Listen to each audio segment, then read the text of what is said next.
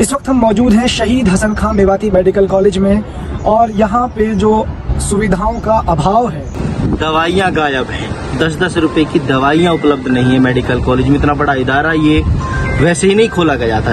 यहाँ के प्रशासन का व्यवहार है, उसको लेकर के जो लगातार पिछले कई दिनों से शहीद हसन खां मेवाती मेडिकल कॉलेज ख़ास तौर से अस्पताल जो है वो ट्रेंडिंग में है। और ट्रेंडिंग में होने की वजह कोई बहुत एक्साइटिंग नहीं है, उसकी वजह एक अफसोसनाक है और शायद मैं अगर कहूँ कि वो शर्मनाक भी है। तो ये वजह है कि चूँकि वो अभाव इतना ज़्यादा बढ़ गया है कि अब लोग ये बात उठाने लगे हैं कि कहीं ना कहीं ये अस्पताल बंद ना हो जाए। अपनी जब उनकी जो एक तरीके से सुविधाएं हैं वो बिल्कुल ख़त्म हो जाएंगी। परेशान है। दवाइयाँ जो होती है वो 10 रुपए की अगर दवा चाहिए तो वो बाहर से लानी पड़ती है। दवाइयाँ उपलब्ध नहीं होंगी तो कहीं ना कहीं ये भी हो सकता है कि सरकार उसे बंद करने पर उतारू हो जाए और ऐसा लोग अब इल्ज़ाम और इस तरीके से ये बातें कहने लगे हैं। हाँ, कोई न दवाई भी न कुछ भी काट दी तो समझना ऐसे कर दिया कुछ भी कर दिया। तो मतलब जो जांच है अगर वो आप करवा के दे तो फिर भी इलाज नहीं कर, फिर भी इलाज नहीं कर, फिर भी एडमिट हुआ रेफर है। बताओ फिर भी हम ये बोल रहे हैं मैंने कही अच्छा एक्सीडेंट हुआ है और लड़ाई लिख दी कि साक्ष्य को प्रमाण की जरूरत नहीं होती। लगातार वो चीजें लोग देख रहे हैं, हर किसी के साथ वो घटनाएं घटी हैं। इसलिए अब यहाँ पर मेवात विकास सभा समेत और दूसरे जो संगठन हैं उनके जिम्मेदारों ने डायरेक्टर साहब से मुलाकात की है और डायरेक्टर साहब के साथ मैं भी उस पूरे एक तरीके से डेलीगेशन के साथ अंदर था।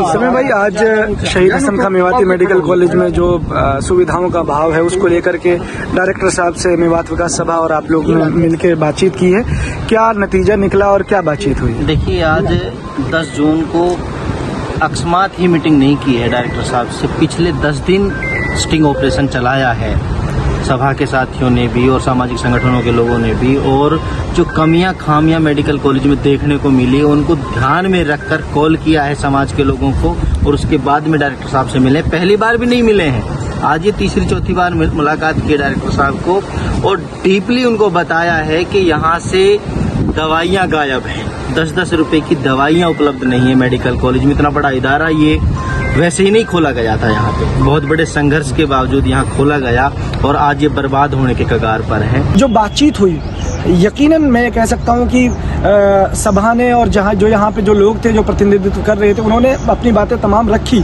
लेकिन जो सकारात्मक जवाब होना चाहिए था, जो रिस्पॉन्सिव जवाब होना चाहिए था डायरेक्टर साहब का, वो शायद देखने को नहीं मिला है। जहाँ तक मिलने की बात है, डायरेक्टर साहब से मिले, उनका रवैया ज़्यादा सकारात्मक हमें नहीं लगा। हालांकि उन्होंने अपनी तरफ से सभा के लोगों को, समाज को सेटिस्फाई करने की कोशिश की। उन्होंने कहा है कि जल्दी ही उन चीज़ों को वो कर रहे हैं। कुछ मीटिंग्स वो आज बता रहे हैं, कुछ मीटिंग्स वो नियर फ्यूचर में बता रहे हैं कि उनको करने के बाद में ये मसले हल होंगे। और एक झूठी तरीके से हमको दिलासा दिला देना और हमको जो है यहाँ से टरका देना, ये कोई अच्छा स्वभाव नहीं है। जब हम आए हैं उसी तरीके से कि ठीक हो रहा है, ये हो रहा है। आज हमने चिन्हित करके कि आपके स्टॉक में क्या होता है, आपके बाथरूम में क्या होता है, आपके गार्ड कैसे व्यवहार करते हैं, आपके बैंडेज और पट्टियां किस तरह से बाहर से मंगाई जाती हैं, किस तरह से यहाँ पर अनुशासन के बिना डॉक्टर वहाँ नहीं बैठते हैं अपनी ओपीडीज में।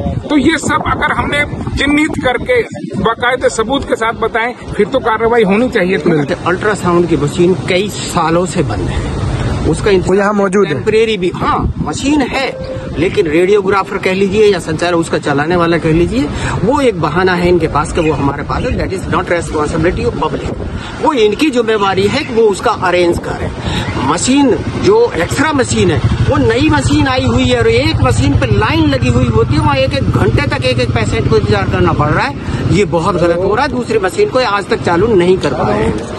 यहाँ पर कोई सीनियर डॉक्टर रेडियोलॉजिस्ट नहीं है, उठाना चाहिए। ये प्रशासन जिम्मेवार है।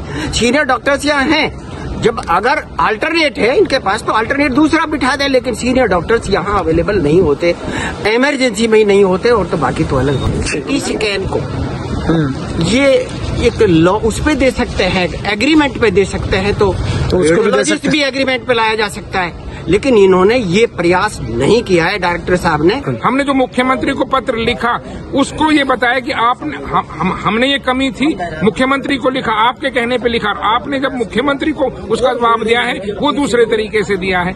यानी उनकी करनी और कथनी में फर्क है। अगर कुछ सुधार होता नजर आया अगले 1-2 दिन में तो ठीक है, वरना हम ज्यादा इंतजार करेंगे नहीं। 44 दिन हमारे बड़ों ने हमारे साथ ही खड़े हैं, मेवात विकास सभा और जो सामाजिक संगठन के लोग हैं, 44 दिन धरना दिया था इस कॉलेज को यहाँ बनवाने के लिए, स्थापित करवाने के लिए। अगर हम आगे 88 दिन का भी देना पड़े या उससे भी ज्यादा देना पड़े तो हम ये धरना भी देंगे यहाँ पर। और डायरेक्टर साहब से हमने अब तो भाईचारे में और सामाजिक संगठन के हिसाब से बात की है। अगर सुधार होता तो ठीक है, वरना फिर हम मेवाती लहजे में जो हमारा तरीका बनता संवैधानिक, उस दायरे में रहकर हम इस लड़ाई को लड़ेंगे। सरकार हमने सब साथियों ने प्रण भी किया है कि अगर मेडिकल कॉलेज का यही हाल चलता रहा तो हम इसको किसी भी कीमत पर बर्बाद नहीं होने देंगे। लेकिन देखना दिलचस्प होगा कि मेवात की आवाम का यहाँ से आगे क्या फैसला होगा। सभा के लोग जो यहाँ पे डेलीगेशन में थे और जो दूसरे समाज सेवी थे, राजनेता भी साथ में थे, उनकी क्या रणनीति होती है इन मसाइल को और इन मामलों को सुलझाने के लिए, और दूसरी तरफ से प्रशासन और सरकार का क्या जवाब होता है, ये काफ़ी अहम होगा। मेवात टाइम्स आप देखते रहिए, इस मिशन और इस नैरेटिव और इस मोमेंटम को सेट करने में हमारा साथ दीजिए। इस खबर को आप शेयर करें, लाइक करें और इसके साथ में ये भी बताएं ताकि लोग इस मुहिम के साथ जुड़ सकें और ये मसले हकीकत में सुलझ सकें।